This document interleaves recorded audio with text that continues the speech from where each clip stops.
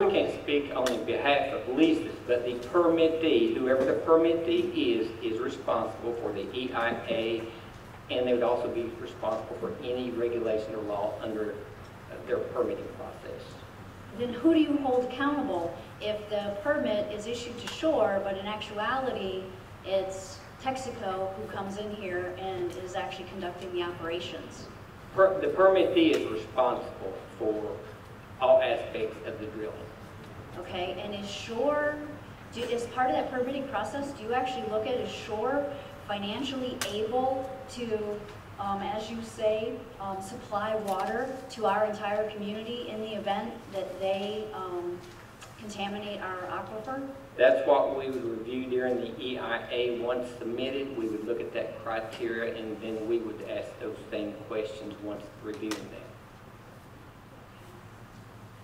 All right, so today I read, yes, because I do read a lot, I read the 2012 Status of Virginia Water Resources Report from DEQ to Governor McDonnell. And of note, it states, decades of water level observations in the coastal plain aquifer system indicate a declining trend in water levels. Water levels are falling at a rate of about 2 feet per year in the middle Potomac aquifer.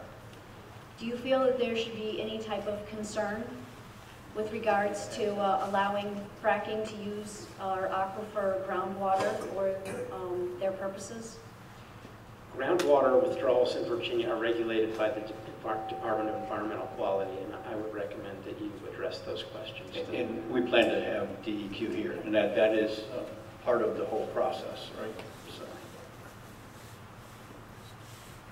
Anything else? I appreciate it, and again, for the public, this is an introduction for some of us, and some of it you've seen in other counties, because, like one speaker has said, this is a region-wide, basin-wide issue as we look at it. So. And thank you very much for inviting us. Thank you. We appreciate it. I just have one thing. I appreciate the information that we received tonight. This is the beginning of an informational process before we make any type of decision. I think it's very crucial to King George County that we make the right decision, and we don't make any hasty decisions, because we are looking at the future of this county. And by me being a hometown King George resident, I don't want to see anything happen to my hometown. So I very appreciate the information that you're giving tonight, but we're not going to take anything lightly about what could happen. Thank you all again. At this time, I'm going to go to board reports. But before I go to individual reports, I want to report on the meeting discussing fracking on the 29th of January. I attended the meeting as the board's chairman at the request of Ms. Bravo, and to also meet with Supervisor Cuevas and Deputy County Administrator from Rockingham County to better understand their experience as it related to a proposed fracking well in their county. Since this was not a county-sponsored event, we were advised to not have 3 or more supervisors present to avoid the possibility of an illegal meeting. I wanted to get that out. And so as we hold our county-sponsored events, they will all be properly noticed and advertised so we comply with the Freedom of Information Act, which I know all of you want us to do. So I appreciate that. Past delegate Albert Pollard did a great job moderating the session at UMW's Dahlgren campus, and the presentations were balanced and I believe informative for those new to the issue. I look forward to the county's continued fact-finding and countywide forum on fracking in the future. There are a number of pieces in play, and as we work through our fact-finding, we'll also gain a better idea of where the General Assembly is and what potential legislative changes we may want to discuss with our state delegates prior to next year's session. I asked the board to endorse the proposal of having GWRC, the Northern Neck Planning District, partner to work on a set of model ordinances that we regionally could use that would have some uniformity and provide a better approach to protection of the aquifer and the regulations and controls for oil and gas wells in the region generally. Additionally, this activity should also identify code changes or potential legislation we could consider for the 2015 General Assembly session. So I'd ask the board to consider that. I think we need to get a wider, more uniform view of this, because it's not just one county's issue. And I think it would help everybody as we did that. So if you so desire, we could petition GWRC to do that. Can we also include the Northern Neck Planning District? Don't you think I it did. was? Oh, I'm sorry. Got it. Okay. having GWRC and the Northern Neck Planning District partner. So moved, Mr. Chairman. Second.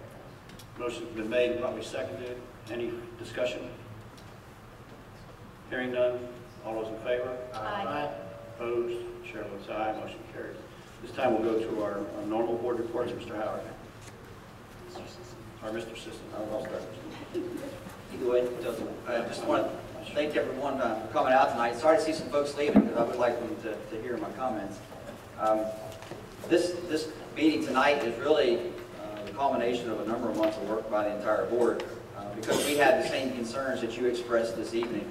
I know of no advocate here, for example, that would be out seeking the opportunity to do fracking in King George.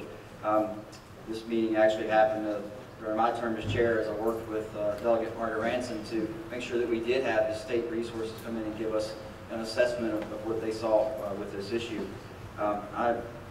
There's some engineering controls you can put in place. Those are, worked in some places, not worked in others. I am a licensed professional engineer.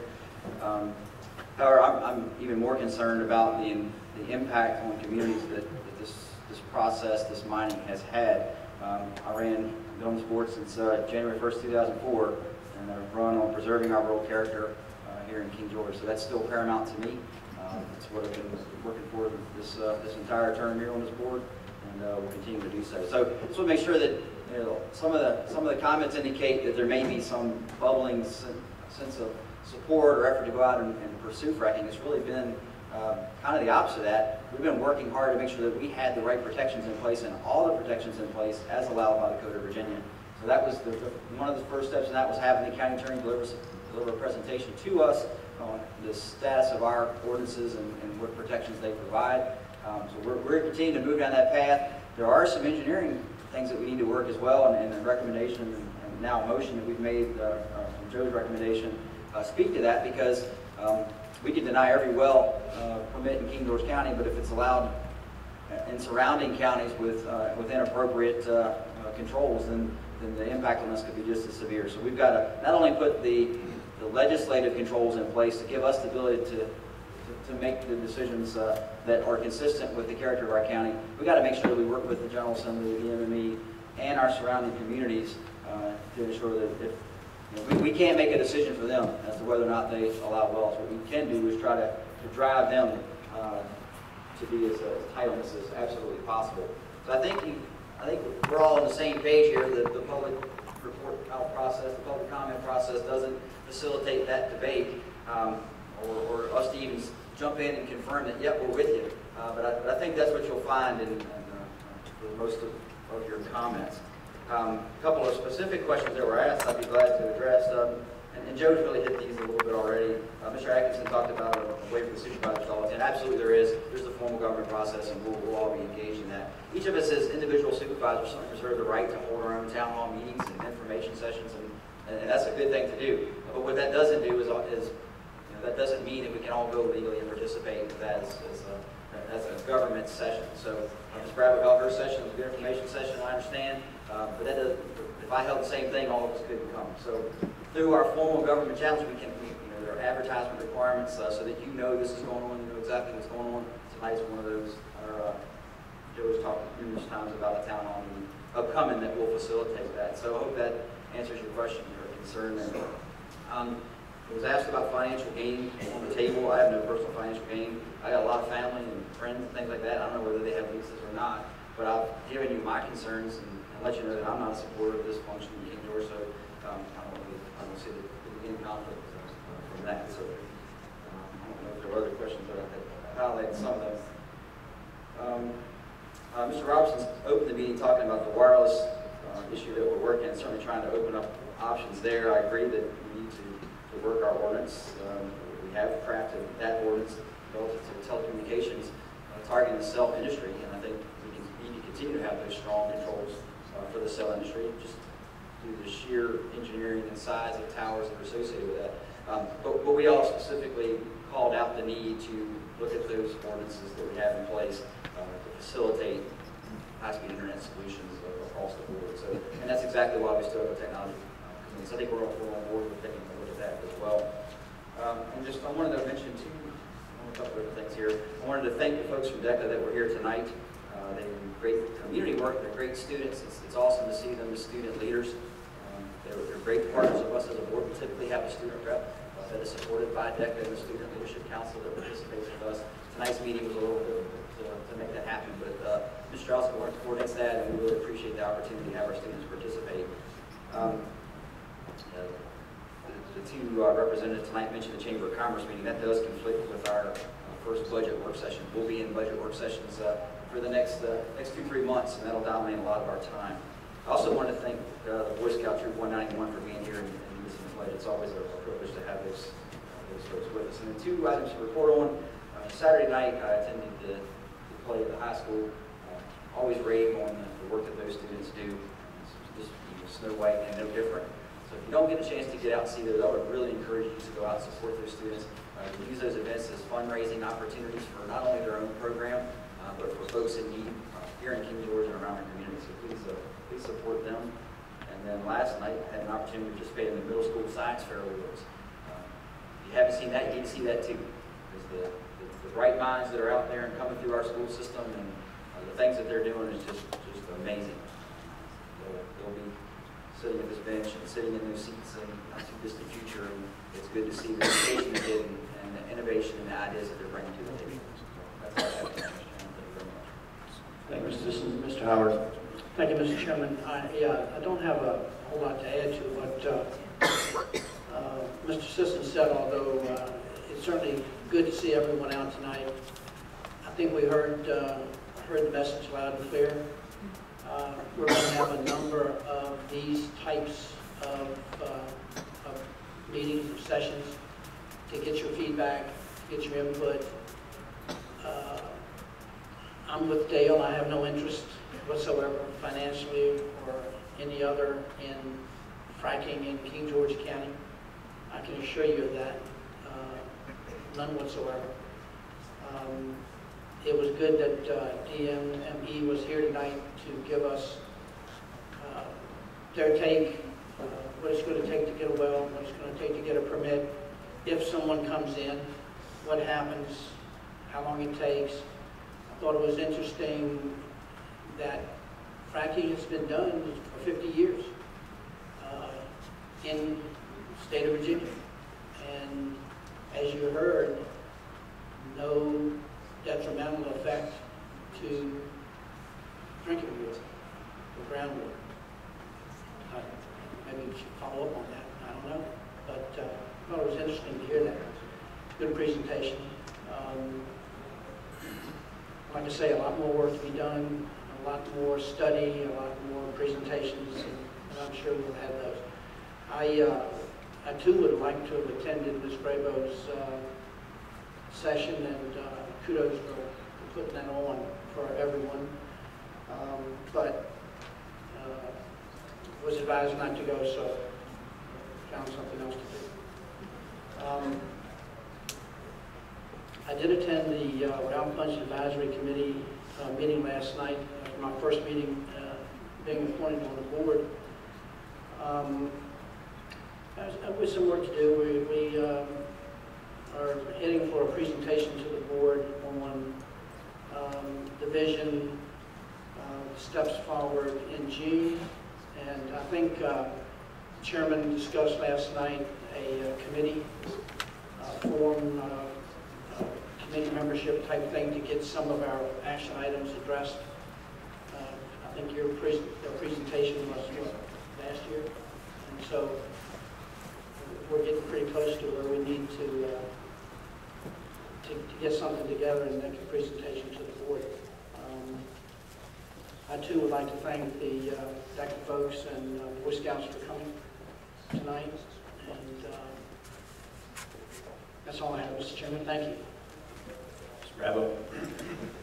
First, I'd like to address a few of the citizen comments, and I would like to say I feel that, I attended the presentation in Caroline County where the supervisor from Colorado attended and spoke about their experiences there.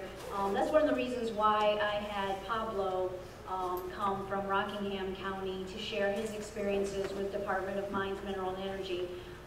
Granted, what's happening in Colorado is Colorado, and that's the point. It's not Virginia, it's not here, it's not what we would experience necessarily here. So that's why I felt it important to have someone who had dealt with the same agencies that we would be dealing with, these same gentlemen who came here this evening and presented. I would like to say thank you to Emily Martin, the student who came up. It's always wonderful to see the younger generation involved and engaged and interested in what is happening in the community. So I do thank her for making the effort to show up this evening and provide comments. To Ms. Pekar, I agree with you. It's always better to be proactive versus reactive. So as the chairman has stated, hence the reason that we started months ago trying to do our due diligence to ensure that we can mitigate any impacts to our community and our quality of life. To Ms. Evans, I have no financial gain. I literally have no family in the entire Northern Neck, and none of my family owns any land other than my husband and I owning our home in Chatham Village. So, Ms. Wright and a couple others, voiced what is the benefit to this ultimately if we chose to proceed in allowing fracking to occur. And I think that's ultimately the question that we all have to ask ourselves. What is the real benefit? And what assurances are there? That is one of the questions that I had asked at the meeting last week in Lancaster to the Department of Mines Mineral gentleman was, you're asking us to put complete faith in your ability to regulate this operation. What assurances can you provide to us? Now, their presentation is different from what was presented last week, and that's okay. I'm sure it's based upon the questions that were asked. It's always good to go back and update and change. But one of the things that was stated last week was the fact that DMME has no current funding or plans in place in the event that there was, heaven forbid, depletion of our groundwater or contamination of our groundwater. So ultimately the question becomes, what assurances are there for our community? They talk about the success in Southwest Virginia. In Southwest Virginia, all of the fracking occurring there is nitrogen fracking. And at this time, they still have yet to determine whether or not the geology here in this region is compatible with nitrogen fracking. That was one of the things that they learned in Rockingham, that nitrogen fracking was not compatible with the geology there. So until that is actually determined, everybody can say, hey, we're doing nitrogen fracking, but up to this point, they still have not determined whether or not it is compatible with the geology here. So there's still a lot of questions that need to be answered. I do want to thank the chairman for attending the town hall meeting and for joining Mr. Cuevas and Mr. King for dinner, as well as the county administrator. I hope you found it useful. Please know that if you have further questions, you can contact them anytime. For those who were unable to attend, the folks have started sending me their presentations. If you would like me to forward them on to you, I can do that, so at least you have the slides. Okay. I would like to thank DECA for being here this evening. Ms. Brewer, I just want to forget that point. Maybe what we can do is have them put up on our website, so not only can the board see them, but all the citizens see them too. They're quite large, and I don't think we want to be. Okay. Thanks. Albert Pollard's is 15 megawatts. I made a CD for the county administrator, so if we could put those up on the website. I think that would probably be better. Everybody here can access them. And if you want, pull them down, but then the public would also have access to them. So I'd like to thank DECA for being here this evening and give the presentation. Both of my daughters have benefited from the DECA program at King George High School, so very much appreciate Ms. Strauss's commitment to that program for the students. At Senator Stewart's request, on the 22nd, I testified at the Senate Transportation Committee in regards to Senate Bill 147. This legislation was introduced due to 2 occurrences in the Northern Neck where VDOT completely changed the design and scope of a project when awarded federal funds after the public hearing process. On the 27th, I attended the Northern Neck Tourism meeting at Belle Isle State Park. The activities and advertising have all been coordinated for the upcoming Northern Neck Winterfest, which is the weekend of February 14th through 16th. There are 2 major activities occurring in King George that weekend. The Dogwood Museum will be open from noon until 4 p.m. on the 15th and will provide bus tours of the naval base for a $10 donation. Occurring the same day is the 5th annual Dogwood Railroad Heritage Trail Sweetheart Half Marathon. The Northern Neck Planning District meeting was the same evening at the same venue, and the meeting included a presentation on the National Heritage Area Study of the Northern Neck and a presentation by Department of Mines, Mineral and Energy. The 29th was my town hall meeting. I'd like to thank all of you who took the time out of your evening to attend. I would like to extend a special thank you to the Friends of the Dogwood Railroad Heritage Trail for providing the refreshments at the event. On the 31st, I attended the Fredericksburg Chamber Gala. At this time of year, I always like to remind everyone that February is American Heart Month. This Friday is Go Red Day to raise awareness for women in heart disease. Every year in April, the King George High School French Club students participate in the Great Strides Walk to raise money and awareness for cystic fibrosis. Every year at the walk, they hear the cystic fibrosis story of the Weiss family and the infamous 4-year-old little boy, Richard, who couldn't pronounce cystic fibrosis. Instead, he told everyone that he and his 2 brothers had 65 roses. I have known the Weiss family for over 20 years, and it is with a heavy heart that I share with you that Richard passed away on January 28th.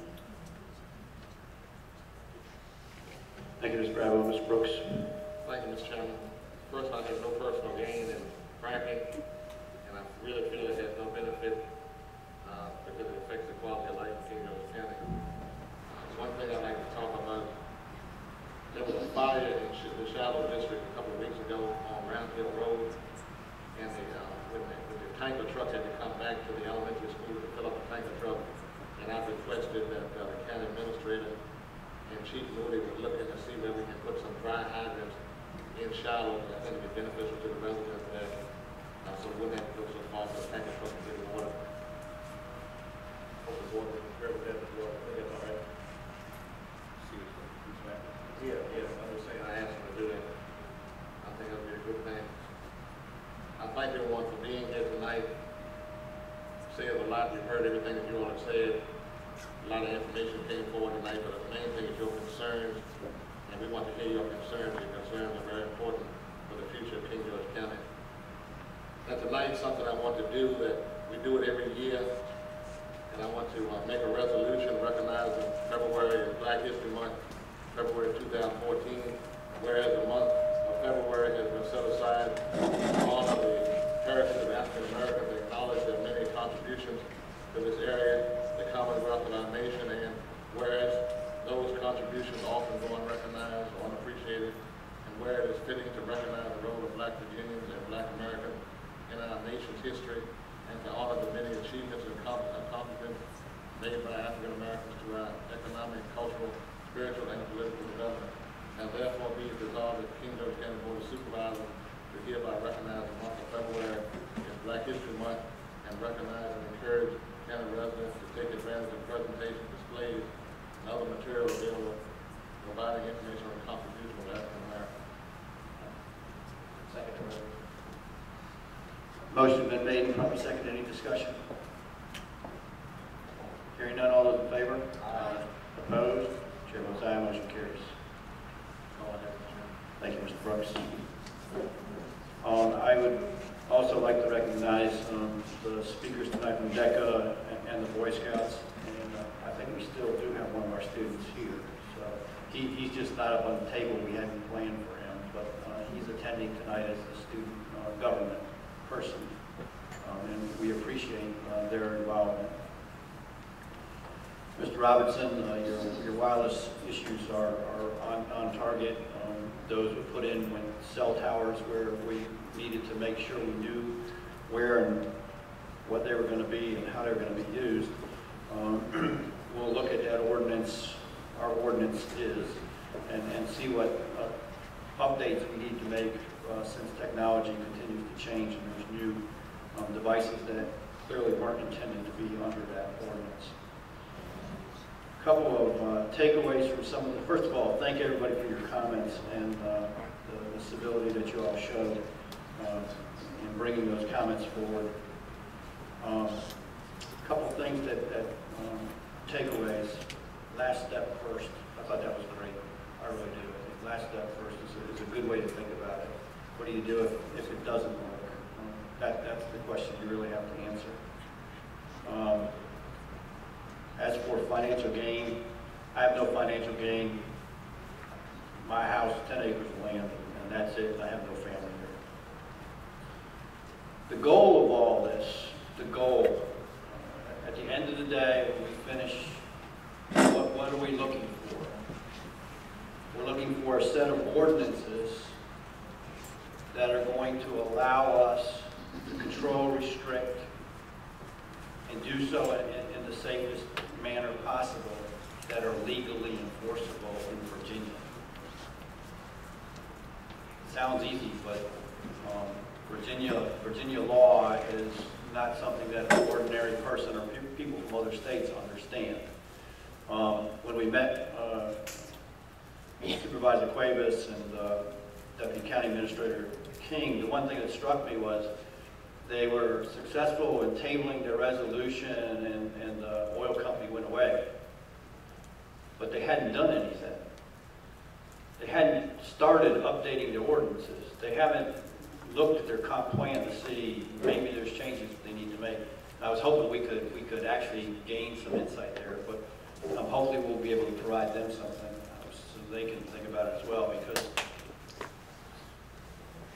there's people that are looking at this stuff. So that's where we're at. That's our job, and that's what you've elected us to do. And it's a deliberate, time-consuming function. It's not something that's going to be done overnight because we want to do it right. It wouldn't be very good to say, we did all this work, we get taken to court on a legal issue and get overturned and you have the well anyways. So bear with us. We appreciate the comments. We look for new ideas. You really don't have to say the same thing every meeting. We are listening, and it helps if there's new angles, something new that you found, that's helpful.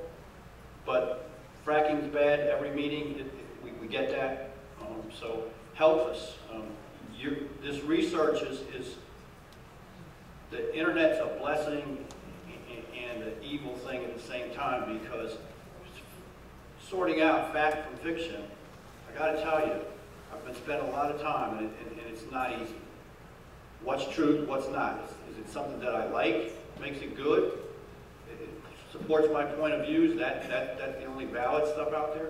No, so I've got to be able to understand where the resource is and look for those honest broker kind of inputs from the universities and those kind of things. So that's where I'm going. So that's for the issues tonight. I do have some prepared remarks that I want to talk about too.